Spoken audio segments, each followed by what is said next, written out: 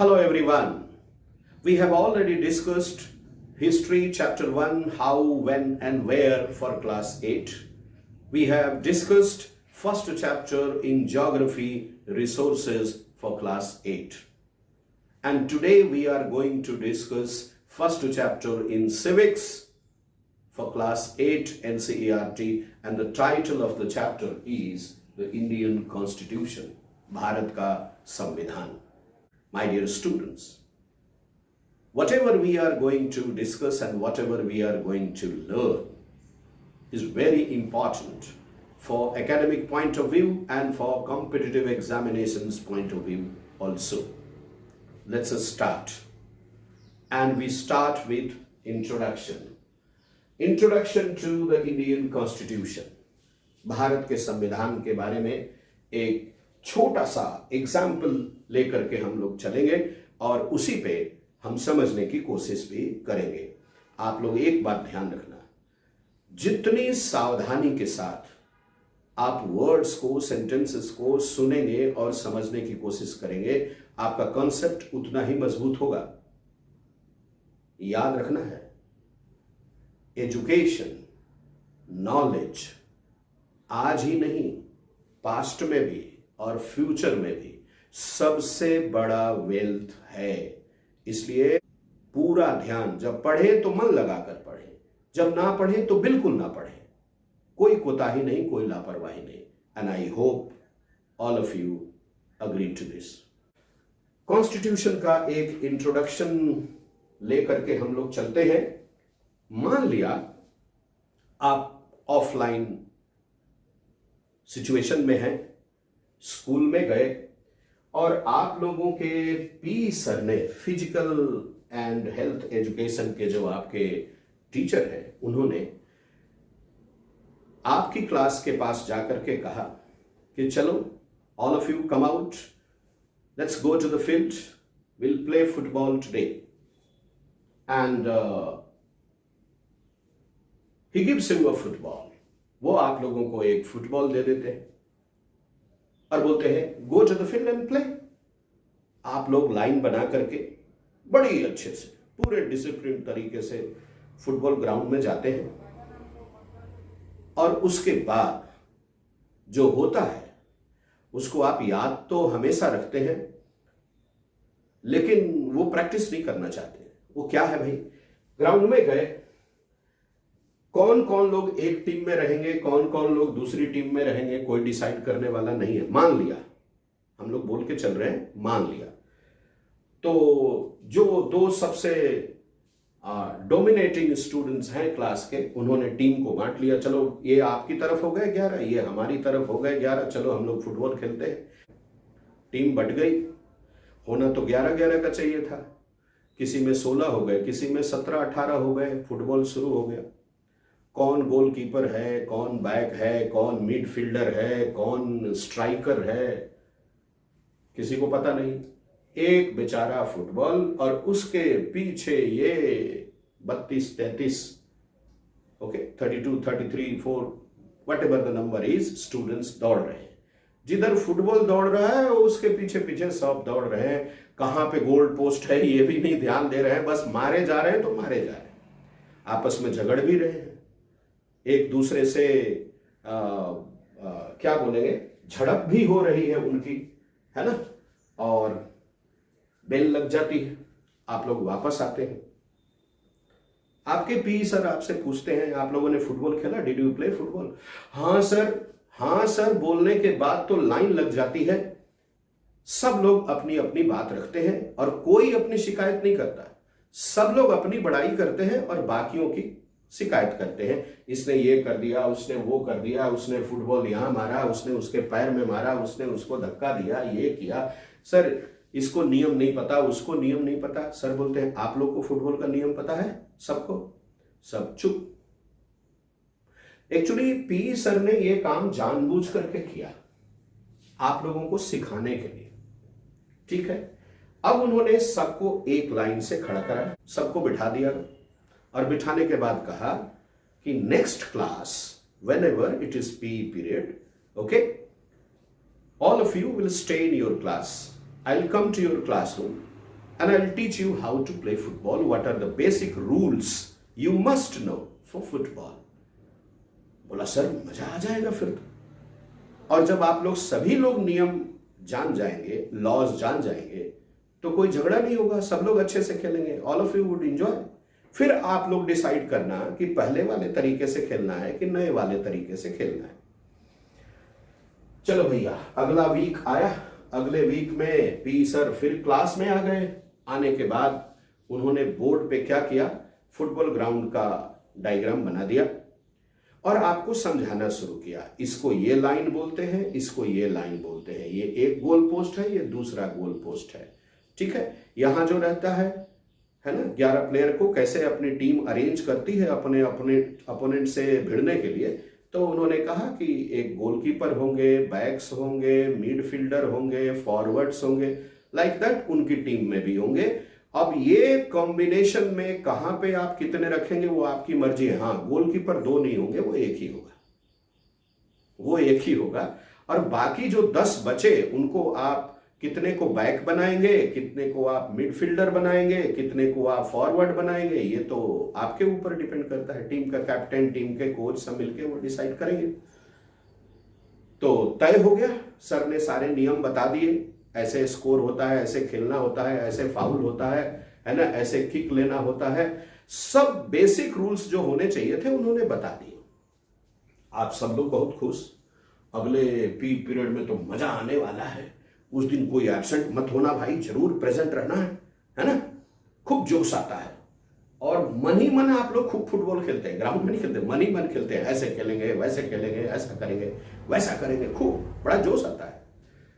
तो संजोग देखिए, वो पीरियड भी आ जाता है, आप लोग भी उत्सुकतावश, you are very enthusiastic, football लेकर के ग्राउंड में जाते हैं।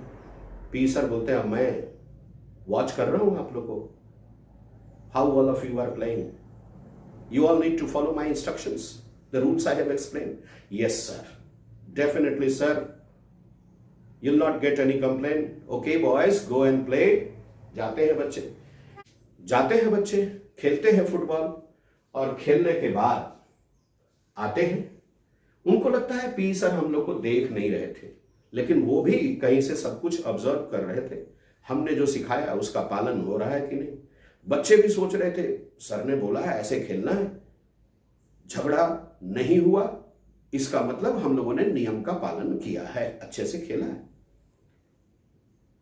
पी पीरियड खत्म, बच्चे फुटबॉल लेकर के बड़ा डिसिप्लिन तरीके से आए और सर को बार बार बोलते जा रहे हैं, thank you sir, it was very nice, thank you sir, it was very nice, thank you sir, it was very nice. Sir मजा आ गया आज तो, आज हम लोग सब लोग बहुत अच्छे से खेले sir, we all are good friends. वाह, कैसे ये जादू हो गया। ये जादू जिस चीज ने लाया वो था set of rules, set of laws for football. तो set of rules, set of laws जो सर ने बताया बच्चों को क्लास में पिछले पीरियड में, वो फुटबॉल का कॉन्स्टिट्यूशन है एक तरह से, वो फुटबॉल का सेट ऑफ रूल्स है। बच्चे बड़ी खुश थे। उन्होंने कहा सर हम तो उस दिन एब्सेंट थे, 2-4 ऐसे थे जो एब्सेंट थे। बोले सर हम तो एब्सेंट थे, हमें पूरी तरह से पता नहीं था, इसलिए आज हमें खेलने का चांस नहीं मिला क्योंकि हमें रूल ही नहीं मालूम था। Okay, you do one thing, I have got sufficient number of hard copies of the football rules I explained in the previous P period. पिछले P पीरियड में जो फुटबॉल रूल्स मैंने बेसिक आपको समझाया था उसका मैंने एक हार्ड कॉपी में प्रिंट आउट निकाल लिया है और वो मैं सभी स्टूडेंट्स को दे दूंगा। आप लोग अपने पास रखना और इस बात का ध्यान रखना कि कौन नियम तोड़ता है। जो नियम तोड़े तो मुझे बताना। अब सब लोग बड़ा एंथुजियास्टिक, फुटबॉल अच्छे से चलने लगा। ये है कॉन्स्टिट्यूशन। तो मुझे लगता है कि फुटबॉल के इस एग्जाम्पल से आप लोगों को यह समझ में आ गया होगा कि किसी भी पॉपुलेशन के लिए, जब एक छोटी सी टीम के लिए एक सेक्शन जब जा रहा है फुटबॉल ग्राउंड में खेलने के लिए, तो उसके लिए set of rules, set of loss का इतना बिग इफेक्ट है, इतना नेसेसिटी है। तो पूरी कंट्री के लिए सोच के देखिए, बहुत जरूरी है ना कॉन्स्टिट्यूशन। हाँ, तो सेट ऑफ रूल्स मतलब कॉन्स्टिट्यूशन, सेट ऑफ लॉज मतलब कॉन्स्टिट्यूशन। सर ने जो आपको पकड़ाया वो क्या था? Set of laws for football, तो वो फुटबॉल का कॉन्स्टिट्यूशन हुआ। ये जो मैंने आपको एग्जाम्पल समझाया, ये बैकग्राउंड है इस चैप्टर का। इसी बैकग्राउंड पे ये चैप्टर बिल्डअप होता है। अगर ये बात आपके जहन में, आपके दिमाग में, आपके दिलो दिमाग में बैठ गई तो आप कॉन्स्टिट्यूशन के बारे में एक एक चीज अच्छे से समझ लेंगे। And then for class 8, for class 9, for class 10, everywhere you will be very, very comfortable. Why? Because background strong. इसलिए ठीक है, आगे बढ़ते हैं। इंडिपेंडेंट इंडिया कोडिफाइड, इसका मतलब क्या हुआ? इंडिपेंडेंट इंडिया कोडिफाइड का मतलब हुआ कि इंडिया का कॉन्स्टिट्यूशन कब बना, कैसे बना। थोड़ा इस पे नजर डालते हैं हम लोग, है ना? Okay, the cabinet mission plan 1946। Independent India codified, India कैसे कोडिफाई हुआ, इंडिया का कॉन्स्टिट्यूशन कैसे बना, इसका मतलब यही हुआ।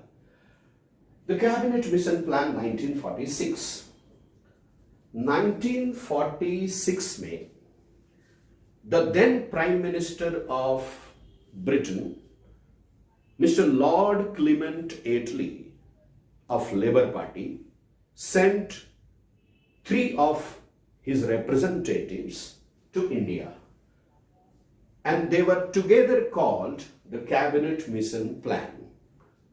Who were the 3 members in the Cabinet Mission Plan? The members were Sir Patrick Lawrence, Stafford Cripps, and A.V. Alexander. These 3 were the members. I repeat the names of the members. Okay? First, Sir Patrick Lawrence, then Stafford Cripps, and then A.V. Alexander. ये 3 लोग member थे इसमें, cabinet mission plan में। ये तीनों आए और इन तीनों के आने का एक मकसद ये भी था, वैसे तो कई ऑब्जेक्टिव थे, लेकिन हम लोग कॉन्स्टिट्यूशन पढ़ रहे हैं इसलिए हम इसी पे फोकस रखेंगे। इनका ऑब्जेक्टिव था कि भारत के लोगों को, इंडिया के पब्लिक को इन्होंने कहा कि now you start making your constitution, अब आप लोग अपना कॉन्स्टिट्यूशन बनाना शुरू कर दीजिए। तो इसका मतलब क्या हुआ? इसका मतलब हुआ कि हम लोगों को वो बहुत जल्दी इंडिपेंडेंस देने वाले हैं। कहीं ना कहीं उनके मन में ये चल रहा है, तो हम लोग को बहुत खुशी हुई, हम लोगों ने अपना कॉन्स्टिट्यूशन बनाना शुरू कर दिया। तो इसके लिए क्या किया हम लोगों ने? 1946 में ही जुलाई में इलेक्शन करवाया और उस इलेक्शन में पब्लिक ने अपने रिप्रेजेंटेटिव्स को चुना। अभी हम लोग उसकी गहराई में नहीं जाएंगे, उसका प्रोसेस क्या था, हम लोग सिर्फ फाउंडेशन की बात कर रहे हैं। तो 1946 के जुलाई मंथ में कॉन्स्टिट्यूएंट असेंबली के लिए, कॉन्स्टिट्यूएंट असेंबली वो बॉडी है जो कॉन्स्टिट्यूशन बना रही है, तो उसके लिए इलेक्शन हुआ, उसके मेंबर्स चुने गए, इलेक्ट हुए। और आप लोग जानते हैं कि इंडिया उस समय, कुछ इंडिया का पार्ट ब्रिटिश के अंडर में था, कुछ फ्रेंच के अंडर में था, कुछ डच के अंडर में था, कुछ पोर्टुगीज के अंडर में था और कुछ इंडियन रूलर्स के अंडर में था जिनको प्रिंसली स्टेट्स बोलते थे। ठीक है, तो ब्रिटिश इंडिया में जो मेंबर्स थे, यानी इंडिया का वो टेरिटरी जो ब्रिटिश के अंडर में था, उनके अंडर में जो एरिया आता था उसमें इलेक्शन हुआ और बाकी जगह से नॉमिनेट होकर के, मतलब जैसे कह दिया कि क्लास के मॉनिटर लोग यहां आएंगे, तो वैसे ही उधर से जो प्रिंसली स्टेट्स के रूलर्स थे उन लोगों ने अपने अपने मेंबर नॉमिनेट करके भेजे। तो इस तरह से हमारी कॉन्स्टिट्यूएंट असेंबली बन गई और कॉन्स्टिट्यूएंट असेंबली ने अपनी पहली मीटिंग, वेरी फर्स्ट मीटिंग बुलाई 9 दिसंबर 1946 को। 9 दिसंबर 1946 को पहली मीटिंग हुई कॉन्स्टिट्यूएंट असेंबली ऑफ इंडिया की। और पहली मीटिंग जो हुई, इसको वेरी फर्स्ट मीटिंग को प्रेजाइड किया डॉक्टर सच्चिदानंद सिन्हा ने। एक नियम होता है यहां पे कि जब कोई भी इंस्टीट्यूशन, कोई भी बॉडी पहली बार, वेरी फर्स्ट टाइम अपनी मीटिंग करती है, तो एक डिसिप्लिन के तौर पर, एक रेस्पेक्ट के तौर पर, जो सबसे एल्डरली पर्सन होते हैं उनको हम लोग बोलते हैं कि आप प्रेजाइड कीजिए, और उनके प्रेसिडेंटशिप में हम एक उस मीटिंग में एक परमानेंट प्रेसिडेंट अपना इलेक्ट कर लेते हैं। तो Sachchidananda Sinha was the first to preside the meeting of the constituent assembly of India on 9 December 1946। इन्हीं के प्रेसिडेंटशिप में डॉक्टर राजेंद्र प्रसाद को कॉन्स्टिट्यूएंट असेंबली ऑफ इंडिया का परमानेंट प्रेसिडेंट चुन लिया गया। ठीक है, 16 कमिटीज बना दी गई। वो 16 कमिटीज के अलग अलग काम दिए गए। 16 कमिटीज बनी, लेकिन सबसे इंपॉर्टेंट कमिटी थी ड्राफ्टिंग कमेटी, और ड्राफ्टिंग कमेटी का चेयरमैन बनाया गया डॉक्टर भीमराव अंबेडकर को। ठीक है, तो इन लोगों ने 9 दिसंबर 1946 से लेकर के 26 नवंबर 1949 तक कॉन्स्टिट्यूशन बना करके तैयार कर दिया। यानी 26 नवंबर 1949 को इंडिया का कॉन्स्टिट्यूशन, ठीक है, कॉन्स्टिट्यूएंट असेंबली ने एक्सेप्ट कर लिया। कॉन्स्टिट्यूएंट असेंबली ऑफ इंडिया ने क्या किया? कॉन्स्टिट्यूएंट असेंबली ऑफ इंडिया ने उस कॉन्स्टिट्यूशन को, जिसको ड्राफ्टिंग कमेटी ने उसको हैंडओवर किया था, उसको कंट्री को इंट्रोड्यूस कर दिया, इंडिपेंडेंट इंडिया को इंट्रोड्यूस कर दिया। कब? 26 जनवरी 1950 को। ठीक है, इसी के साथ हम लोग रिपब्लिक बन गए। 15 अगस्त 1947 को हम लोग इंडिपेंडेंट हुए थे। 26 जनवरी 1950 को हम लोग रिपब्लिक हो गए। रिपब्लिक किसको बोलते हैं? A country, a nation, a state, ये तीनों एक ही चीज के लिए यूज हो रहा है ना। A state whose head is elected person and the post of the head is not hereditary, then it is called a republic. Okay, India is a country, a nation, a state. Political science में state है ना, तो state है, और इसके head the president of India है, and the president of India is an elected person, his post is not hereditary, so India is a republic. ठीक है, हम बन गए। एक बात यहां दिमाग में आती है कि जब कॉन्स्टिट्यूएंट असेंबली ने ड्राफ्टिंग कमेटी से 26 नवंबर 1949 को कॉन्स्टिट्यूशन ले ही लिया, तो ये इतना समय क्यों लगा दिया? 26 जनवरी का इंतजार क्यों किया? ठीक है, थोड़ा सा इसको मैं आपको बता दूं। 1929 में लाहौर सेशन ऑफ कांग्रेस में, यानी कांग्रेस की एनुअल मीटिंग जो लाहौर में हुई, लाहौर रावी नदी के किनारे है और आजकल पाकिस्तान में मीटिंग हुई, उसको प्रेजाइड किया था पंडित जवाहरलाल नेहरू ने। और पंडित जवाहरलाल नेहरू ने उसमें यह डिक्लेयर किया था कि हमारा एम स्वराज नहीं है, हमारा एम अब पूर्ण स्वराज है, not dominion status but complete independence, पूर्ण स्वराज। ठीक है, पूर्ण स्वराज का मतलब ब्रिटिश भारत छोड़ के जाए, हमारा देश हम शासन चला लेंगे। ठीक है, डोमिनियन स्टेटस या स्वराज का मतलब क्या था? यह स्लोगन उन्हीं के पिताजी ने दिया था, पंडित मोतीलाल नेहरू ने। उसका मतलब क्या था कि India would be ruled by Indians but under the British guidance. तो जवाहरलाल नेहरू बोले ना, ये अंडर गाइडेंस वाला बात नहीं, आप पूरी तरह से जाइए, हम अपना काम कर लेंगे। ठीक है, and one more thing he had declared in 1929, I mean Jawaharlal Nehru, he declared that Indians would be celebrating Independence Day on every 26 January since 1930। कब तक भाई? जब तक हमको आजादी नहीं मिल जाती तब तक। तो आजादी कब मिली? 1947 में। 1947 में कब? 15 अगस्त को। यानी 1947 में 26 जनवरी को हम इंडिपेंडेंस डे मना चुके थे। 1930 26 जनवरी से लेकर 1947 26 जनवरी तक हम 26 जनवरी को इंडिपेंडेंस डे मनाते आ रहे थे। यानी 1947 में हमने 2 बार इंडिपेंडेंस डे मना लिया, एक 26 जनवरी को और एक 15 अगस्त को तो हम हुए ही। ठीक है, तो हमारे कॉन्स्टिट्यूशन मेकर्स ने यह डिसाइड किया कि 26 जनवरी के रेस्पेक्ट को हम क्यों छोड़ दें। बहुत रेस्पेक्ट करते आए हैं, पूरे देश के लोग इसका रेस्पेक्ट करते आए हैं। आज भले अलग होके पाकिस्तान बन गया, लेकिन वो लोग भी तो 26 जनवरी को ही सेलिब्रेट करते आ रहे थे। बहुत अच्छी बात थी। इसलिए we introduce our constitution on 26 January. to pay respect to 26 January. I hope it is clear to all of you. बात क्लियर हो गई होगी सबको? That's good. Very good. आगे बढ़ते हैं हम लोग अब यहां से. What is a constitution?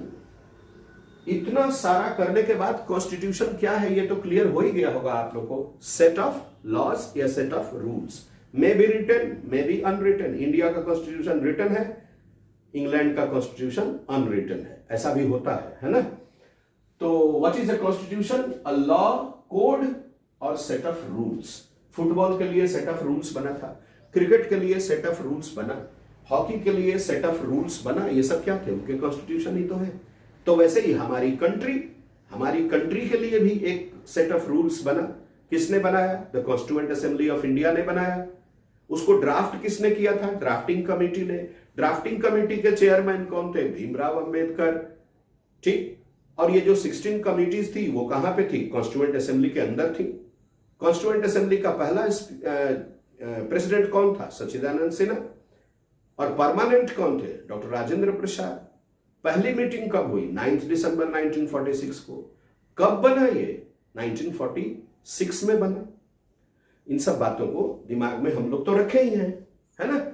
और इसी आधार पर, इसी बेस पे, on this ground we can say that a constitution is a law, code और a set of rules.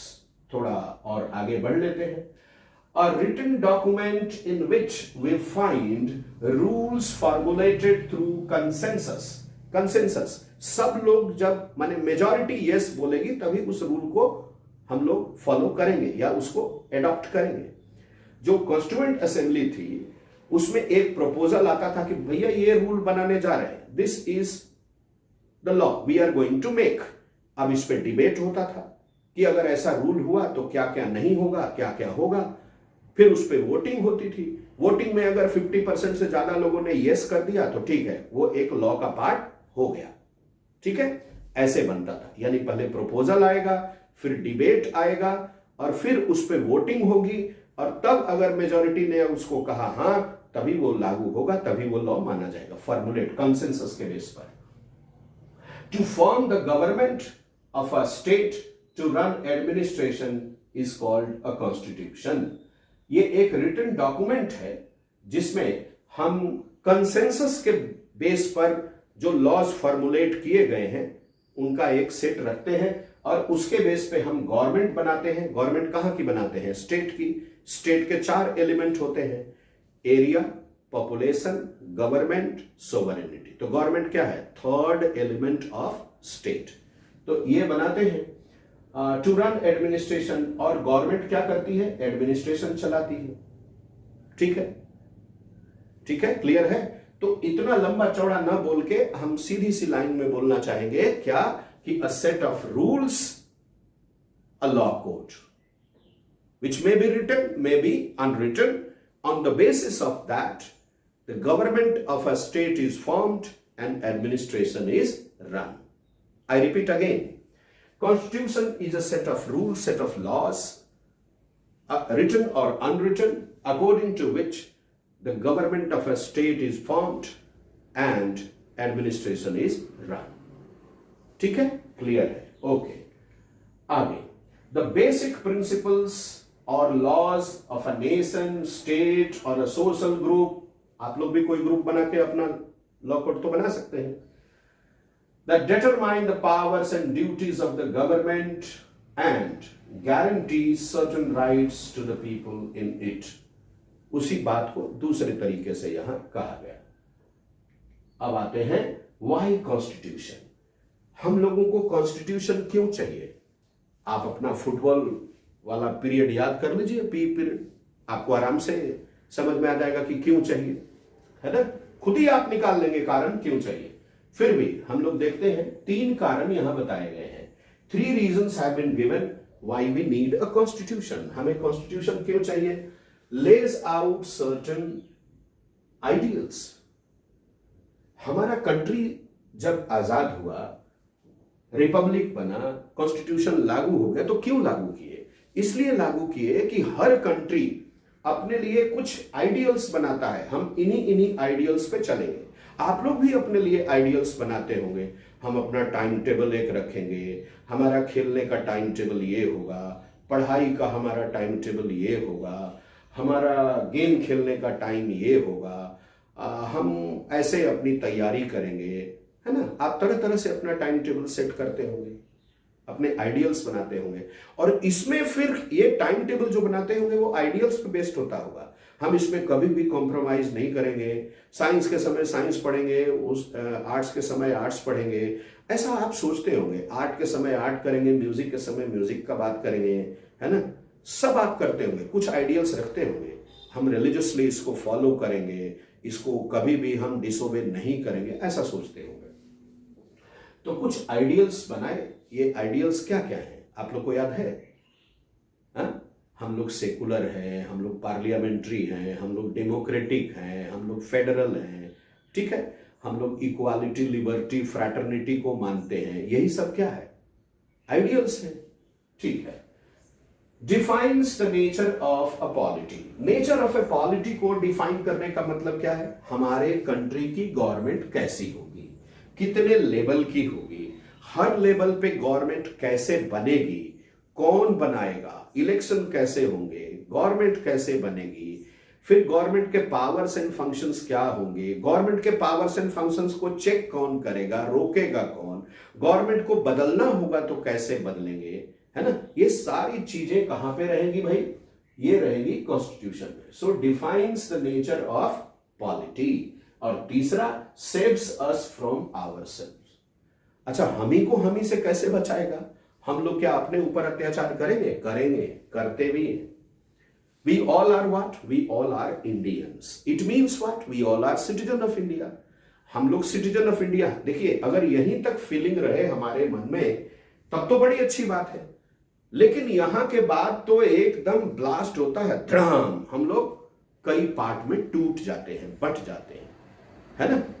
We are divided in the name of caste, creed, language, region, religion and so many things. बहुत बातों को लेके हम लोग बंट जाते हैं। और किसी भी इशू को आप ले लीजिए, आप एक बात, कोई आपके मन में जो भी बात हो, किसी एक बात को ले लेना, उस बात पे देखना आपकी क्लास दो पार्ट में बंट जाएगी। कुछ लोग बोलेंगे हाँ, कुछ लोग बोलेंगे ना। तो कभी किसी किसी मैटर में हाँ वाले मेजॉरिटी में, किसी किसी मैटर में ना वाले मेजॉरिटी में, ठीक है। तो यहां पे चाहिए कि majority must protect minority. Majority minority की रक्षा करने का भाव रखे, विचार रखे। And minority must respect majority. जो लोग संख्या में कम हैं वो उनका रेस्पेक्ट करें जो संख्या में ज्यादा है, और जो लोग संख्या में ज्यादा हैं वो उनकी रक्षा करें जो लोग संख्या में कम हैं। तो मेजॉरिटी भी अपना ड्यूटी निभाए और माइनॉरिटी भी अपना ड्यूटी निभाए, दोनों करेंगे तभी होगा। घर में, अपने घर में ही हम लोग देखते हैं, जो लोग बड़े हैं, समझदार हैं, ताकतवर हैं, वो उन लोगों की रक्षा करें जो छोटे हैं। कम समझदार है तो उनको समझाएं, कमजोर है तो उनकी रक्षा करें, समझदार नहीं है तो उनको समझाने की कोशिश करें। यही है ना। और जो लोग कमजोर है, थोड़ा कम समझ रखते हैं, वो उनका रेस्पेक्ट करें, तभी तो घर चलेगा अच्छे से, तभी तो परिवार चलेगा अच्छे से। ये हर जगह होता है, तो ये कंट्री में भी है। तो हमारे कॉन्स्टिट्यूशन में ऐसे रूल्स एंड रेगुलेशंस, ऐसे लॉज बनाए हुए हैं कि मेजॉरिटी माइनॉरिटी के ऊपर अत्याचार नहीं कर पाएगा, ठीक है। इसको रोका जा सकता है ना। इसकी व्यवस्था की गई है तरह तरह से। आगे बढ़ते हैं। तो ये तीन कारण है। These are the three reasons why we need a constitution. Number one, lays out certain ideals, and number two, defines the nature of a polity, and number three, saves us from ourselves. अब हम एक एक करके इन तीनों के बारे में चर्चा करेंगे, एक एक करके। तीन पढ़ा अभी, अब तीनों को थोड़ा डिटेल भी देख लेते हैं। lays out certain ideals. इसमें मैं आप लोगों को एग्जाम्पल देना चाहूंगा नेपाल का। इंडिया एक बड़ा कंट्री है, चाइना भी बड़ा कंट्री है, ठीक है, और नेपाल चाइना और इंडिया के बीच में एक छोटा सा कंट्री है। तो जब दो बड़े कंट्री के बीच में एक छोटा कंट्री होता है तो इसको बफर स्टेट बोलते हैं। मतलब नेपाल एक बफर स्टेट हो गया, ठीक है। अब स्टोरी ऑफ नेपाल क्या है, थोड़ा इसको समझ लें। आइडियल्स कैसे डिसाइड हुए नेपाल में, है ना। शुरू शुरू में नेपाल में जो था वो स्थिति दूसरी थी, आज दूसरी है। इसी बात को मैं समझाना चाह रहा हूं यहां पे कि आइडियल्स कैसे बदल गए। Democratic constitutional monarchy 1990 to 2001।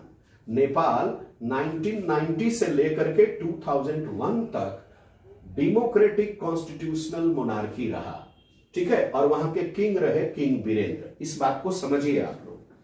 समझना यह है यहां पर कि 1990 तक नेपाल में ऑटोक्रेसी थी। वहां राजा रूल करते थे और राजा का नाम था वीरेंद्र विक्रम शाहजी देव। किंग वीरेंद्र शॉर्ट में लोग बोलते थे। किंग वीरेंद्र के मन में आया कि हम अपनी कंट्री को ऑटोक्रेसी ना रख के डेमोक्रेटिक कर देते हैं। थोड़ा पॉलिटिकल प्रेशर भी था देश की जनता का, तो उन्होंने मान लिया कि मैं ऑटोक्रेसी में बिलीव नहीं करूंगा, मुझे डेमोक्रेसी चाहिए। तो नेपाल डेमोक्रेटिक कंट्री हो गया। लेकिन नेपाल को अगर स्टेट माने तो उसका हेड बना कौन? किंग, ठीक है। लेकिन पावर जो है किंग का वो अब मनमाने वाला नहीं रहा। अब किंग को फॉलो करना पड़ा एक constitution. The king of Nepal was brought under a constitution. तो ये क्या हो गया? ये हो गया कि नेपाल ऑटोक्रेसी से, मोनार्की से कॉन्स्टिट्यूशनल मोनार्की हो गया। पहले मोनार्क ही था केवल और कुछ नहीं, जो चाहे मोनार्क वो करेगा। अब क्या हो गया कि मोनार्क अब जो चाहे वो नहीं करेगा, जो कॉन्स्टिट्यूशन कहेगा वैसा करना पड़ेगा। तो कॉन्स्टिट्यूशनल मोनार्की कब तक रहा? 1990 से 2001 तक। और किंग कौन थे? किंग वीरेंद्र, जो कॉन्स्टिट्यूशन के अंडर में काम कर रहे थे, ठीक है। 2001 में एक गड़बड़ बात हो गई। किंग वीरेंद्र की हत्या हो गई, ठीक है। किंग वीरेंद्र की हत्या अकेले किंग वीरेंद्र की हत्या नहीं हुई, परिवार के कई सदस्यों की हत्या हो गई। और असासिनेशन आज भी एक कॉन्स्पिरेसी के रूप में देखा जाता है, ठीक है। और इसमें यह बात कही जाती है कि किसने मारा, ये कहना बड़ा कठिन है। कोई भी इसका फुल एविडेंस किसी के पास नहीं है कि किसने मारा था राजा को और उनके परिवार। राजा भी मरे, रानी भी मरी, कई लोग मरे, ठीक है। तो उसके बाद 2001 में जो ये मर्डर हुआ किंग वीरेंद्र का, तो किंग वीरेंद्र के बेटे दीपेंद्र राजा बने। लेकिन अनफॉर्चुनेटली कुछ ही दिनों में, मेरे ख्याल से 3 दिन लगा था समय, 3 दिनों में किंग वीरेंद्र के बेटे प्रिंस दीपेंद्र, जो अब किंग दीपेंद्र कहे जाते, उनकी भी डेथ हो गई। और उनकी डेथ के बाद किंग वीरेंद्र के भाई जो थे किंग ज्ञानेंद्र, यानी ज्ञानेंद्र, वो किंग बन गए। यानी नेपाल एक बार डेमोक्रेटिक कॉन्स्टिट्यूशनल मोनार्की से फिर बन गया क्या चीज? ऑटोक्रेटिक, यानी मोनार्की। एक बार फिर से मोनार्की बन गया। अब यहां डेमोक्रेसी नहीं रहा, अब राजा कॉन्स्टिट्यूशन के अंडर में नहीं रहा। फिर से वापस आ गई बात कि राजा अब अपनी मनमर्जी करेगा। गवर्नमेंट के 3 ऑर्गन है, लेजिस्लेचर, एग्जीक्यूटिव, जुडिशियरी, तीनों का हेड अब राजा ही होगा, ऐसा हो गया। 2001 से 2006 तक किंग ज्ञानेंद्र का ऑटोक्रेसी रहा। लेकिन 2006 में पब्लिक का प्रेशर इतना पड़ा किंग ज्ञानेंद्र के ऊपर कि इनको समझदारी आई और इनको लगा कि नेपाल को ऑटोक्रेसी मत रखो, जितनी जल्दी हो डेमोक्रेसी बना दो। तो नेपाल डेमोक्रेसी हो गया। कब हो गया भाई? 2006 में, ठीक है। वहां पर इलेक्शंस हुए और इलेक्शन में SPA 7 party alliance, 7 political parties का एक अलायंस बना, यानी ग्रुप बना, उसको अलायंस बोलते हैं। और जब एक से ज्यादा पॉलिटिकल पार्टी ग्रुप बना ले तो वो अलायंस, और वो जब अलायंस की गवर्नमेंट बने तो वो कोएलिशन गवर्नमेंट। तो एसपीए की कोएलिशन गवर्नमेंट बनी, ठीक है। गिरिजा प्रसाद कोइराला उसमें प्राइम मिनिस्टर बने।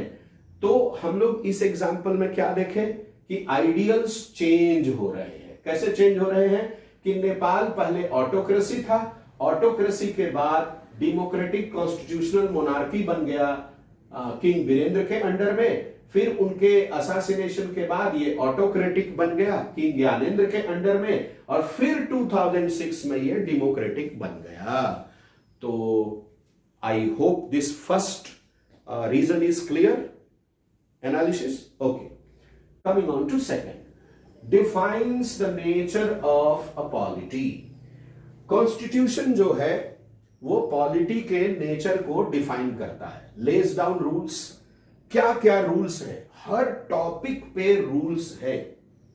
आप जो भी टॉपिक इमेजिन कर सकते हैं, सोच सकते हैं कि किसी कंट्री में इस टॉपिक पे रूल होना चाहिए, उस पे है, कुछ छूटा नहीं है ना। इस गलतफहमी में नहीं रहना है कि कुछ छूटा है। Less down rules. और अगर कोई रूल पुराना हो गया तो फिर नए रूल की जरूरत पड़ेगी, तो ये लोग बनाएंगे भी, नए रूल्स भी बनेंगे। अब्यूज ऑफ पावर, ठीक है, ये पावर के एब्यूज को रोकता है। अगर मान लो कोई रूल ऐसा बना है जिसका मिसयूज हो सकता है, तो उसको रोकने के भी तरीके कॉन्स्टिट्यूशन ही लाएगा, ठीक है।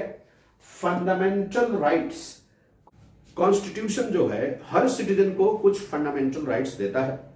ये फंडामेंटल राइट्स क्या है? These are very basic to our life. These are required for all-round development of personality of a citizen, we can say, for development of the entire country. And these rights are fundamental rights. These are protected by judiciary.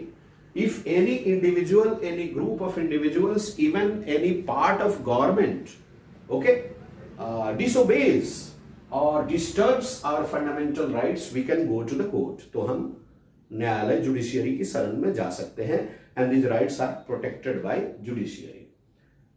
Protects minority, अभी हम लोग बात किए थे कि majority minority के ऊपर अत्याचार ना करे, to save minority from the abuses of majority.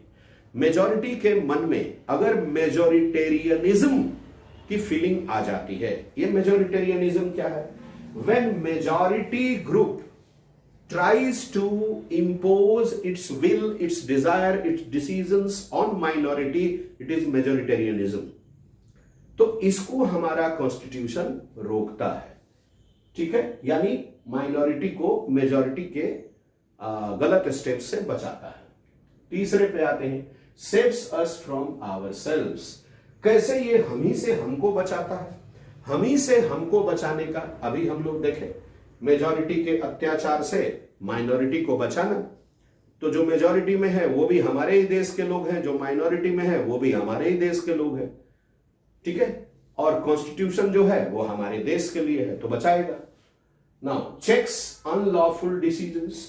If our government makes any law और makes any decision, takes any step which is unlawful, जो लॉ के अगेंस्ट में, कभी कभी गवर्नमेंट्स ऐसा करती है, ठीक है, जल्दीबाजी में या लालच में, दोनों में कुछ ऐसे डिसीजंस गवर्नमेंट ले लेती है जो अकॉर्डिंग टू लॉ करेक्ट नहीं होता है, या तो प्रोसीजर फॉलो नहीं हुआ ठीक से, या फॉलो हुआ तो कहेंगे कि लॉ का ऑब्जेक्टिव सही नहीं रहा, मेजॉरिटी के अगेंस्ट में है वो, ठीक है। तो इसको रोकता है वो, चेक्स अनलॉफुल डिसीजंस, तुरंत उसके अगेंस्ट में उसको रोक लगाने के तरह तरह के तरीके हैं, उससे वो करता है। इंटीग्रिटी ऑफ स्टेट, स्टेट का मतलब यहां इंडिया है ना। There are people who belong to different caste, creed, language, region, religion, सबके अलग अलग इंटरेस्ट है, सबके अलग अलग एस्पिरेशंस है, सबके अलग अलग एम्बिशंस है। तो constitution protects everybody, it tries to integrate means despite differences of caste, creed, language, region, religion, we all are one. How we all are one? We all are under the same law, under the same constitution, under the same flag, under the same government, okay, and we all are equal. It is rule of law, equality before law, okay, and we all are Indian citizen, it's single citizenship. हम India के किसी भी state में रहे, लेकिन हम citizen India के हैं, है ना। कहीं भी रहे सिटीजन इंडिया के हैं, यही सिंगल सिटीजनशिप है। प्रोटेक्ट्स फंडामेंटल राइट्स, जैसा मैंने अभी कहा, if any individual, a group of individuals और any organ of the government, any agency of the government disturbs us from enjoying our fundamental rights, we can go to the court, we can go to the judiciary, and the judiciary protects our fundamental rights. It safeguards our fundamental rights by issuing different types of orders. These orders are called writs, W-R-I-T-S. Okay. Now, who made our constitution? तो answer है the constituent assembly. हमारा संविधान बनाया किसने? हमारा संविधान बनाया संविधान सभा ने, यानी कॉन्स्टिट्यूएंट असेंबली ने। थोड़ा इसके बारे में और देख लेते हैं। जैसा हमने पहले डिस्कशन में कहा है, as I have told you earlier, the cabinet mission plan came to India in 1946 and in 1946 itself, in the month of July, the election for the Constituent Assembly of India was held. The first meeting of the Constituent Assembly of India was held on 9th December 1946, and the objective resolution, objective proposal, which is now called preamble, okay, introduced on 13th December 1946, okay, and according to the Mountbatten Plan, 3rd June 1947, it divided, and finally Indian Independence Act 1947, India first partitioned and then declared independent. First partition means what? On 14 August 1947, India was partitioned and Pakistan was created. On 15 August 1947, India was given independence. Okay, then the number of members in the Constituent Assembly of India reduced because the members who were representing the regions which were made Pakistan had gone to Pakistan. This much is clear, I think. Okay. Now about the office bearers in brief, though I have told you most of the things. The first president, the first person to preside the first meeting of the Constituent Assembly of India, and the person was Dr. Sachidanand Sinha from Patna. Okay? And the permanent president of the Constituent Assembly of India, Dr. Rajendra Prasad. Constitutional advisor, there was a person who was nominated as the constitutional advisor, and he was Professor B.N. Rao. Anglo-Indian member, one member was nominated to the Constituent Assembly of India, and that person was Frank Anthony. Okay, Parsi member, Parsi community. What we say, H.P. Modi was a Parsi member, nominated member in the Constituent Assembly of India. Committee, 16 committees were made. And the most popular committee was the drafting committee, and drafting committee was headed by Dr. Bhimrao Ambedkar. And remember, Dr. Bhimrao Ambedkar was nominated and appointed as the first law minister of independent India also. Okay. Now, facts and numbers about the making of the Constituent Assembly of India and the Constitution. The Constituent Assembly of India, as we discussed, got elected in 1946 in the month of July, and its first meeting was held on 9th December 1946. Okay, it took 2 years, 11 months and 18 days time to frame the Constitution of India, and the Constituent Assembly of India passed the Constitution of India on 26 November 1949, and the Constituent Assembly of India handed over the Constitution to the government, and the government declared the Constitution enforced on 26 January 1950. 1950 26 जनवरी को हमारा constitution लागू हो गया। Originally in our constitution there are 8 schedules, 18 parts and 395 articles. I repeat this again. Originally in the Constitution of India, there are 8 schedules, 18 parts and 395 articles originally. I repeat, now the number has changed. Now at present, till month of May 2021, schedules 12 8 से बढ़कर 12 हो गया, parts 18 से बढ़कर 25 हो गया, articles 395 से बढ़कर 448 हो गया। तो ये कुछ बेसिक जानकारी थी, मुझे लगा कि मैं आपको दे दूं। ठीक है, ये कॉम्पिटिटिव एग्जाम्स में बहुत पूछा जाता है। Now preamble, preamble means what? The soul of the constitution. Preamble is the introduction to the Constitution. Preamble is the preface to the Constitution. Preamble is the essence of the Constitution. Preamble is the soul of the Constitution. Preamble is the report card of the Constitution. हम कह सकते हैं कि in preamble, the aims and objectives of making of the Constitution of India are reflected in brief.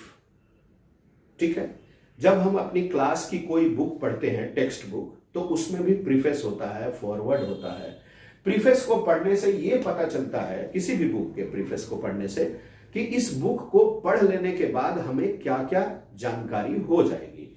तो constitution को लागू कर देने से हम क्या क्या अचीव कर लेंगे, ये चीजें हमारे इसमें दी गई है। ठीक है, एक बहुत जरूरी बात। तो प्रीएम्बल क्लियर हो गया? Okay. Now, can preamble be amended? अब ये एक वर्ड आ गया भाई, अमेंडमेंट। अमेंडमेंट का मतलब क्या है? We are adding something new to the constitution, we are omitting something from the constitution, और we are modifying something in the constitution. That is called amendment. हम तीनों का एक एक एग्जाम्पल दे दे रहे हैं। Adding something new to the constitution, 2005 में राइट टू इंफॉर्मेशन आया, तो ये नया था, ये added to the constitution. Omitted from the constitution, right to property, 44th amendment 1978 गया तो ओमिटेड हो गया। मॉडिफाइड क्या है भाई? 61st amendment, right to vote, age limit, earlier it was 21 years, now it is 18 years। 1989 में ये अमेंडमेंट आया। 1990 में पहली बार ये प्रैक्टिस में आया।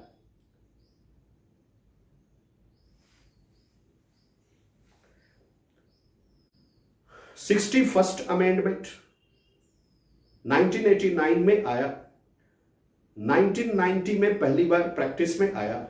Age limit of voters reduced, modified from 21 years to 18 years. ठीक है, so in brought a new law, added a new law, omitted an old law and modifying existing law.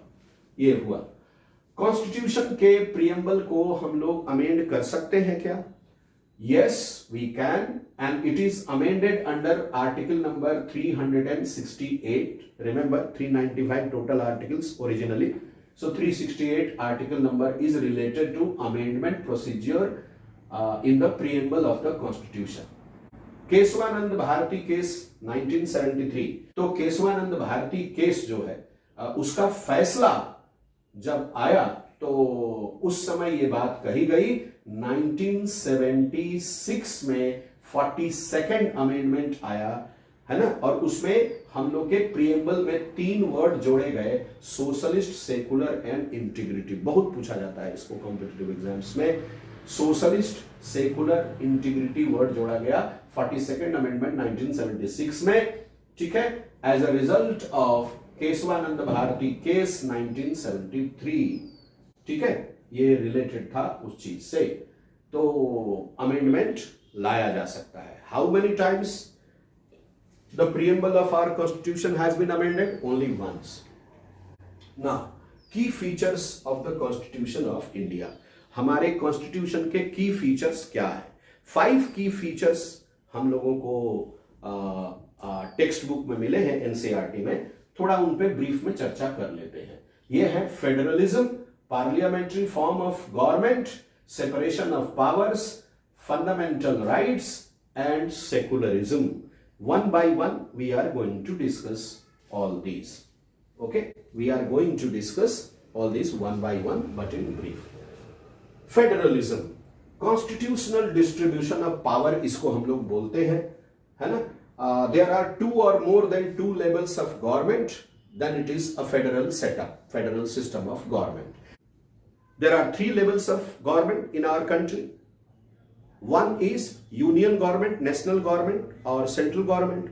The others are state governments or provincial governments. Then in 1992, decentralization provision, Panchayati Raj in rural areas and municipalities in urban areas were added. So this is third level of government, or you can say local self-government.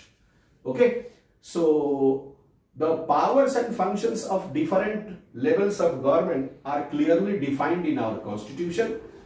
The state government is not subordinate to the central government.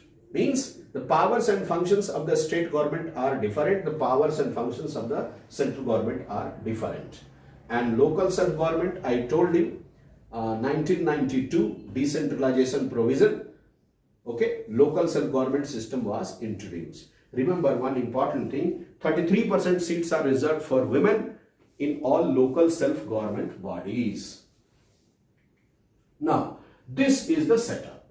Okay, and under this setup, you can see, okay, Constitution of India, division of powers, union list is there.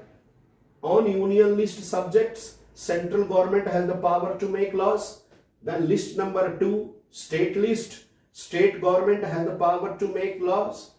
List number 3, concurrent list, central and state governments have power to make laws. It means it's a very, very clear-cut division of powers and functions between the two levels of governments, the union government and the state government, or union government is also called the central government or the national government. State government is also called, provincial government. Okay, then the third level of government, which is not here, third level of government was introduced in 1992 decentralization provision, and it was amendment number 73 for Panchayati Raj and 74 for municipalities and municipal corporations which are in urban areas. Now, second feature, parliamentary form of government. The name of our parliament is Sansad. It has three organs, the president, the Rajya Sabha, the Lok Sabha. Okay, Sansad hai. It has two houses, the Rajya Sabha and the Lok Sabha. Okay, so this is parliamentary form of government. The government of India is answerable to the parliament. The parliament controls the executive, I mean ministers, the government by different methods. We'll be studying that in other chapters. Okay, so what is parliament? It's clear, it is the highest law making body of our country. हमारे देश में कानून बनाने वाली सबसे बड़ी body parliament है. English में पार्लियामेंट बोलते हैं, हिंदी में संसद. मैं फिर से बता दूं, इसके तीन ऑर्गन हैं, the president, the Rajya Sabha, the Lok Sabha. लेकिन हाउसेस बोलेंगे तो दो हैं, द राज्यसभा एंड लोकसभा. ठीक है, राज्यसभा को काउंसिल ऑफ स्टेट्स बोलते हैं और लोकसभा को हाउस ऑफ द पीपल बोलते हैं. Now coming on to the third feature of the Constitution of India, separation of powers. Government, what is government? Government is the third element of state. State has four elements: area, population, government, sovereignty. So government is the third element. It is a machinery that runs the administration of the state. ये एक machinery है जो state के administration को चलाती है. ठीक है, three organs of the government are legislature, makes law; executive, executes law; judiciary, decides the disputes. Legislature ये पार्लियामेंट को बोलते हैं. लेजिस्लेचर में पार्लियामेंट है, the president, the Rajya Sabha, the Lok Sabha. Executive में कौन है? Again the president is head of the executive, Then the Central Council of Ministers, that is Prime Minister and other ministers for the nation. Then judiciary, it is the Supreme Court of India, that is in Delhi, decides the disputes. Something more in the third feature, and that is what? Constitutionally separate powers. Okay, legislature, powers and functions clearly defined. Executive, powers and functions clearly defined. Judiciary, powers and functions clearly defined. And all the three organs, legislature, executive and judiciary, okay, they have a very nice system of checks and balances. Constitution में सबका power और function दिया गया है और ये सभी एक दूसरे को चेक करते हैं। लेजिस्लेचर कानून बना रहा है तो वो प्रोसीजर को सही ढंग से फॉलो कर रहा है कि नहीं, एग्जीक्यूटिव कानून को लागू कर रहा है तो वो सही ढंग से कर रहा है कि नहीं, जुडिशियरी वो डिस्प्यूट्स को डिसाइड कर रही है तो सही ढंग से कर रही है कि नहीं। ये सारी चीजों की व्यवस्था कॉन्स्टिट्यूशन में है, इसीलिए इसको चेक्स एंड बैलेंसेस भी बोलते हैं। Now coming on to the fourth feature, fundamental rights. Fundamental rights are those rights which are required for development of personality of citizens. These rights are protected, safeguarded by judiciary. Originally, there were 7 fundamental rights. Right to property, Article number 31, abolished, suspended by 44th Amendment of the Indian Constitution in 1978. But 6 fundamental rights are there. Fundamental rights are conscience of the Indian Constitution. Fundamental rights guarantees against states. Rights are guarantees against the state.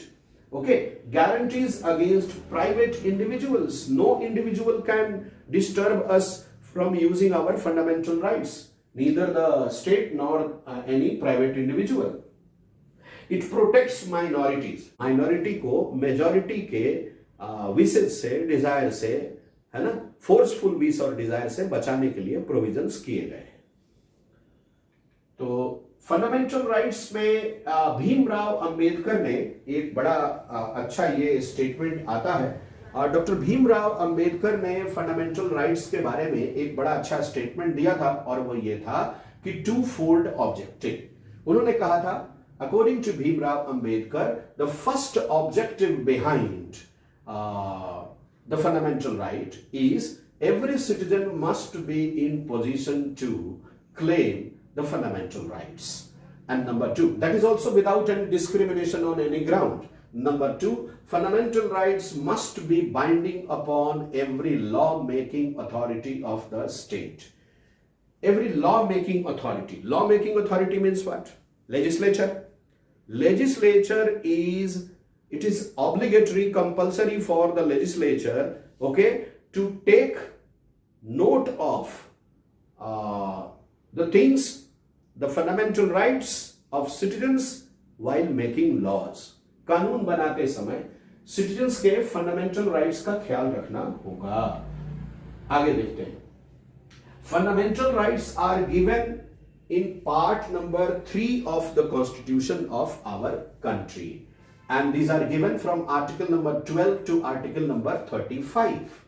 Okay, fundamental rights, the concept of fundamental rights we have borrowed from the Constitution of the United States of America. The United States of America got independence in the name of 13 colonies from British on 4th July 1776 under the commandership of George Washington. You must be knowing that. Part number 3. And from article number 12 to 35, article number 12 defines the state. I have defined the states earlier also. So article number 13, inconsistent and derogatory laws.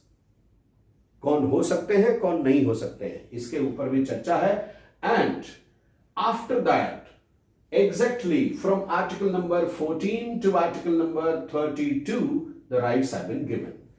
Right to equality, article number 14 to 18. Right to freedom, article number 19 to 22. Right against exploitation, article number 23 to 24.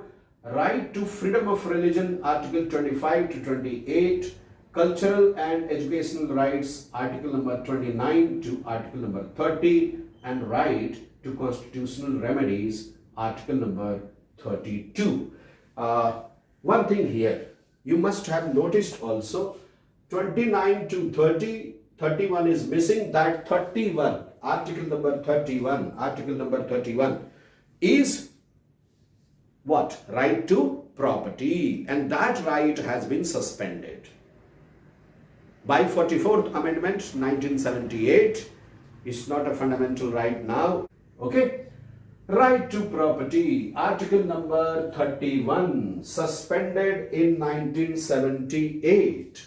Okay, by 44th Amendment, now a constitutional right under article 300A. Is that clear? Okay.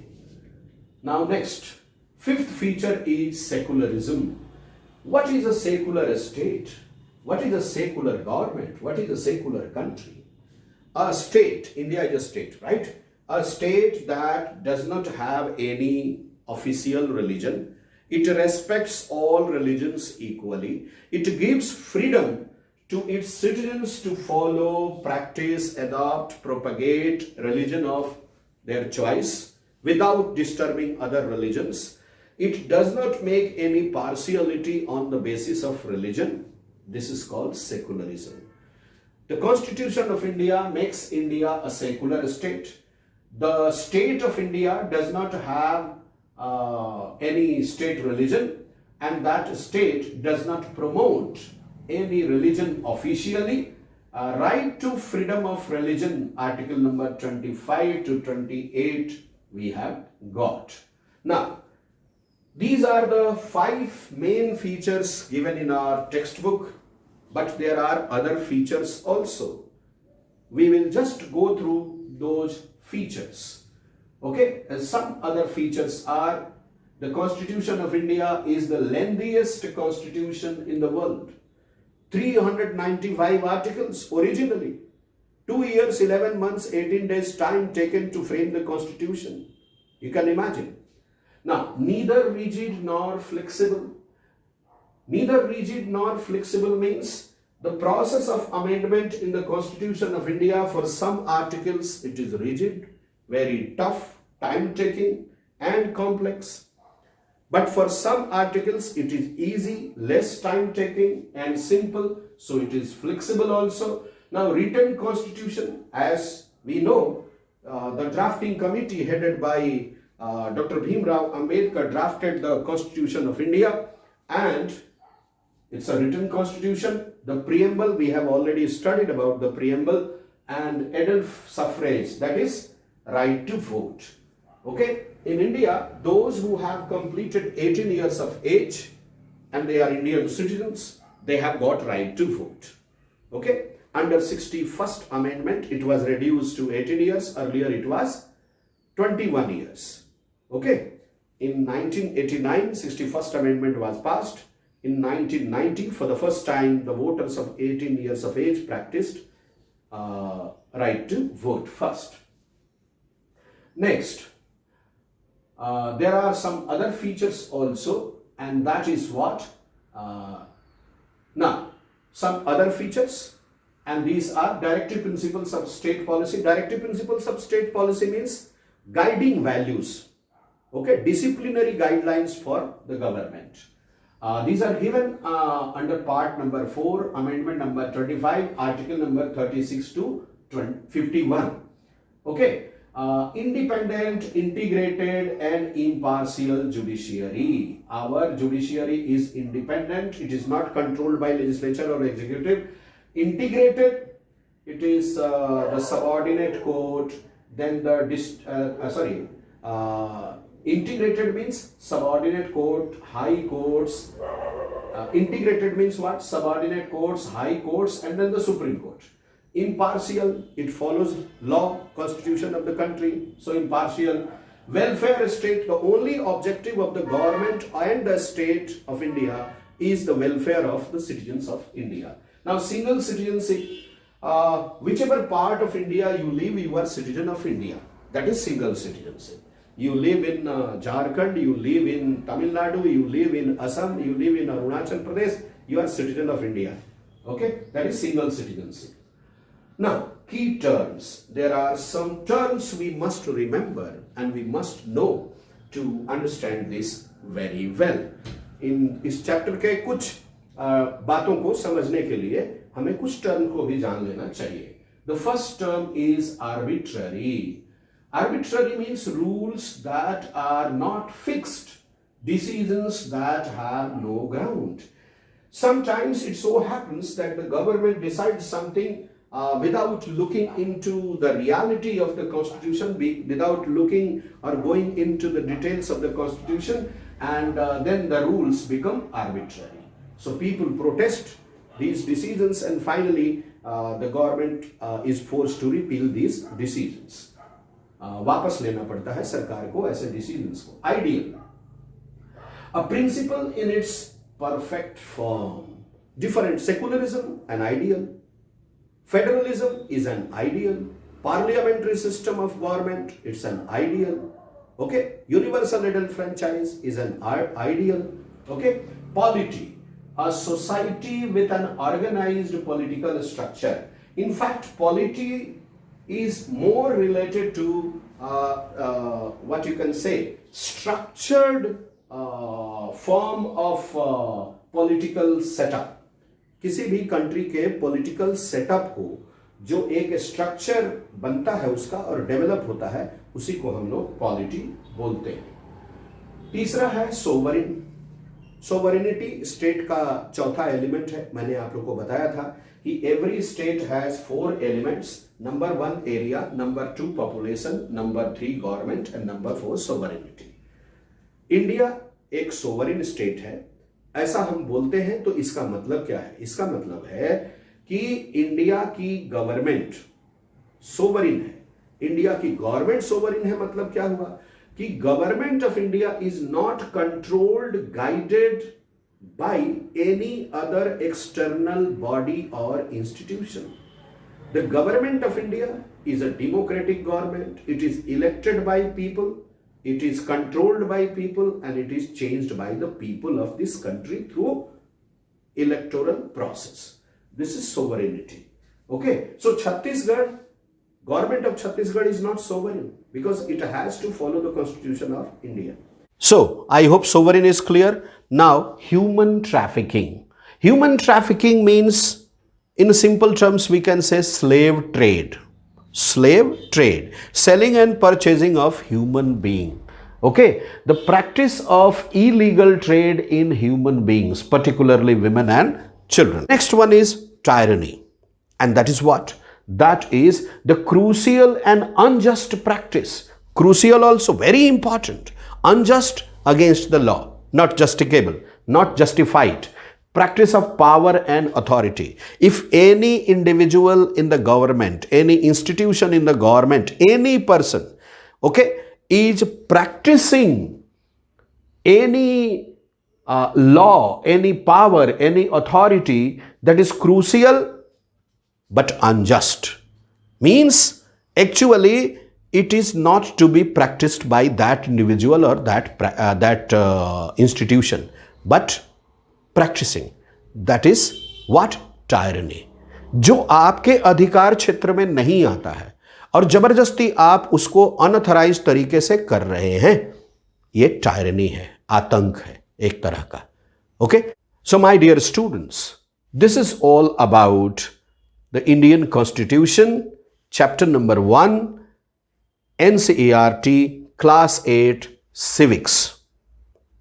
I hope all of you have got it. We need to focus on concepts, but we need to remember some of the very, very important things also. 2 गज की दूरी, mask भी जरूरी. During this pandemic time, we need to be very, very careful and cautious of our health and of our habits also. In other way, it's a very good opportunity to work hard in studies, to explore more and more in studies and do well. God bless you all. Thank you very much.